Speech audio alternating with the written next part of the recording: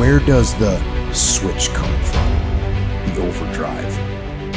It is the thing that allows you to go the extra distance, to dig a little deeper, to push a little harder.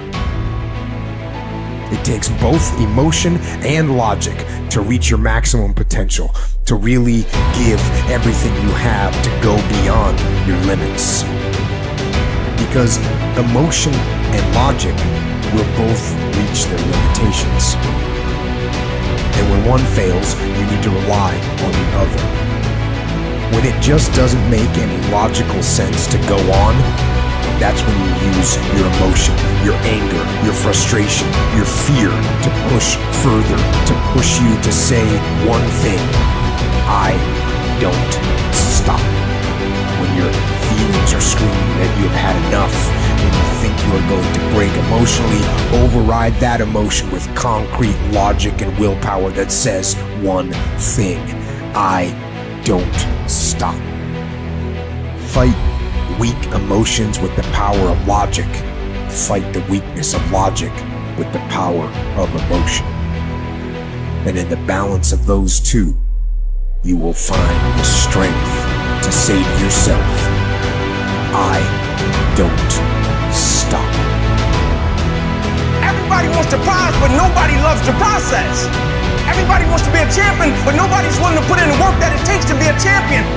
Everybody wants to hold up the trophy and say, man, I did it, but nobody's willing to put in the work that it takes to do it. I love the process.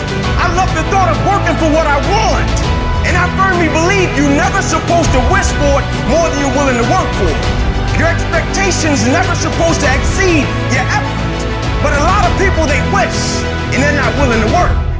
And the great thing about life has a funny way of testing all of us and seeing how bad we really want what it is that we say we want. When you work for something, it gives you a different type of attachment to it. The harder you work, the harder it is to surrender. That's why cats can give up so easy. They ain't got nothing invested. But when a cat work for something, like when a cat been sacrificed for something, well, you're gonna have a cold day in hell before you take it from him. You can't be good and be a legend. You can't be great, really, and be a legend. You gotta be phenomenal. I want you to push for legend.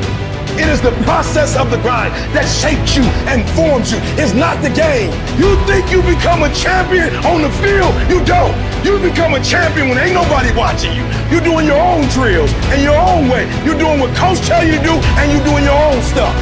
You become a champion in the dark when ain't nobody looking. You don't become no champion when you put no doggone helmet on. You become a champion the way you eat. You become a champion the way you think. You become a champion in your grind. When nobody knows what you're doing. When you put in those extra reps. When you watching those videos and you getting inspired. When you change your music and you just get on stage and you shine. It's the process that makes you sweet.